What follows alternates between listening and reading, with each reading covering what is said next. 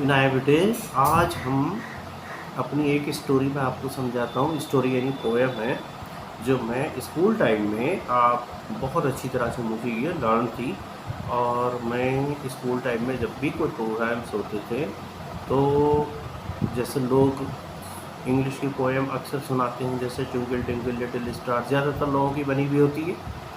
तो ये अक्सर मुझे हिंदी में ये याद हुआ करती थी जो मैं अभी पोएम आपसे शेयर करना चाहता हूँ। और कुछ इसके मीनिंग्स इतने अच्छे हैं जो आपको फ्यूचर में काम आएंगे। उसका टाइटल है कोई अर्थ नहीं। कोई अर्थ नहीं मीन्स मीनिंगलेस, जिसका कोई अर्थ नहीं यानी आंसर नहीं। ओके, कोई मतलब नहीं। और ये हमारे जो नेशनल पोएट हैं रामधारी सिंह दिनकर, उनकी लिखी हुई पोएम थी। और एक पूरा चैप्टर था, 10th क्लास में भी है और 8th क्लास में भी है और 11th-12th में भी है। ये उस सिलेबस में ये 12th तक के बच्चों के काम आने वाली पोएम्स हैं। इसको अच्छी तरह से अगर आपने समझ लिया तो बहुत एक मीनिंगफुल हमारे लिए हो सकती है। लेकिन इसका टाइटल क्या है? कोई अर्थ नहीं। ये हमारे रामधारी सिंह दिनकर जी ने, जो हमारे नेशनल पोएट हैं, उनके ज़रिए से लिखी गई है, जो हम आज आपको शेयर कर रहे हैं। और अपने जितने भी हमारे व्यूअर्स हैं शायद उनके भी काम आ सके। मैं अभी पढ़ रहा हूँ, उसको मीनिंग समझाता हूँ, क्योंकि कुछ हिंदी शुद्ध शब्द हैं इसमें जो हर किसी की समझ में नहीं आएंगे, लेकिन मैं उसको समझाने की कोशिश करूँगा साथ में। नित्य जीवन के संघर्षों से, यानी हमारे खास जीवन के जो प्रॉब्लम्स आती है, संघर्ष होते हैं, स्ट्रगल होता है। जब टूट चुका हो अंतर्मन, अंतर्मन होता है हमारा हार्ट, जैसे कहते नहीं दिल टूट गया। नित्य जीवन के संबंधों से जब टूट चुका हो अंतर्मन, तब सुख के मिले समंदर का रह जाता कोई अर्थ नहीं। उसके बाद ये होता है कि अगर समुद्र के बराबर भी अगर हमें सुख मिलता है, लेकिन हमारा मन टूटा हुआ होता है तो कोई फायदा नहीं। जब फसल सूख कर जल के बिन तिनका तिनका बन गिर जाए, यानी जब फसल तिनका तिनका यानी बिखर जाती है, उस कंडीशन में ये बताया गया है। फिर होने वाली वर्षा का रह जाता कोई अर्थ नहीं, यानी जब फसल पकी हुई है उस टाइम पर बारिश ना हो, उसका कोई फ़ायदा नहीं। उस टाइम पर हमारी फसल के टाइम पर अगर बारिश होगी तो फ़ायदा हो सकता है। फसल पक के गिर जाए, तिनका तिनका होकर गिर जाए, तो उसका हमारा कोई फ़ायदा नहीं होता है। अगली लाइन है, संबंध कोई भी हो लेकिन यदि दुख में साथ न दे अपना।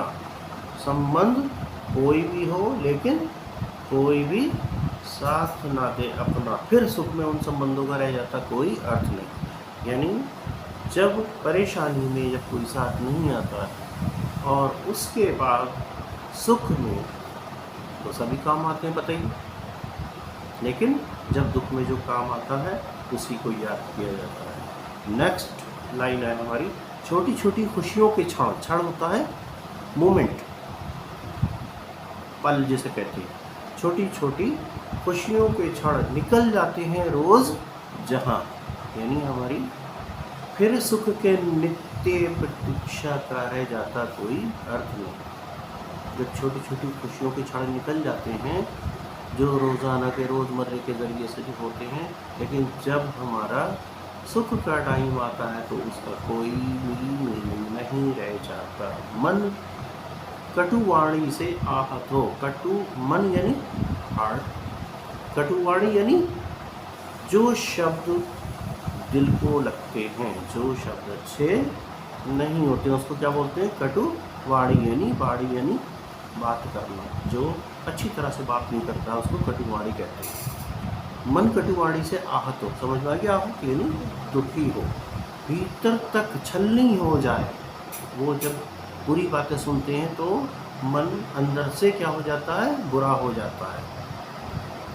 फिर बात कहे प्रिय वचनों का रह जाता कोई अर्थ नहीं, उसके बाद जब वो कितनी प्यार से बोलेगा तो वो बात नहीं आ सकती। आ सकती है क्या? कभी नहीं आ सकती। सुख साधन चाहे जितने हों, सुख साधन चाहे जितने हों, यानी हमारी फैसिलिटीज़ जितने हों, पर काया रोगों का घर, पर काया रोगों का घर। रोग किसे कहते हैं? बीमारी, डिसीज़, रोगों का घर, यानी जितने भी घर के अंदर हमारे सुख साधन हैं, लेकिन अगर हमारे घर में बीमारी हो, फिर उन अगणित सुविधाओं का रह जाता कोई अर्थ नहीं, यानी वो जितनी भी हमारी सुविधाएं हैं उनका कोई फ़ायदा नहीं होता है। तो ये पोएम हमारे रामधारी सिंह दिनकर जी ने हमारे सिलेबस में थी, और ये इतनी अच्छी पोएम है जो कि अगर ये आज कोई इसको सोचेगा, गौर से पढ़ेगा, तो ये हमारे आज के जीवन में, आज की लाइफ में, डेली रूटीन के जो डेली रूटीन होते हैं रोज़मर्रा के, ये सब काम की चीज़ें, समझ गए?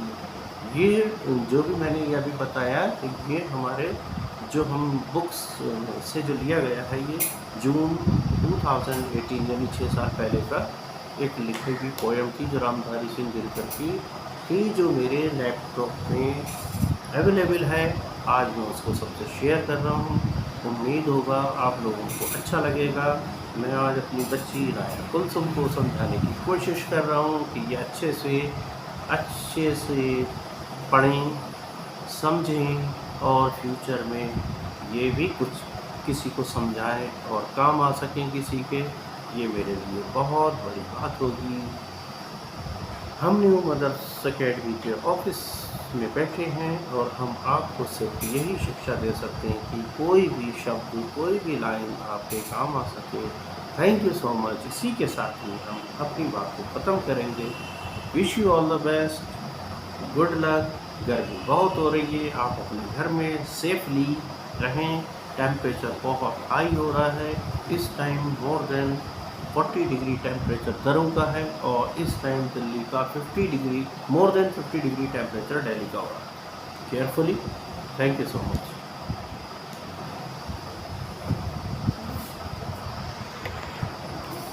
हमें उम्मीद होगी कि आपको ये कुछ वचन काम आएंगे। Take care.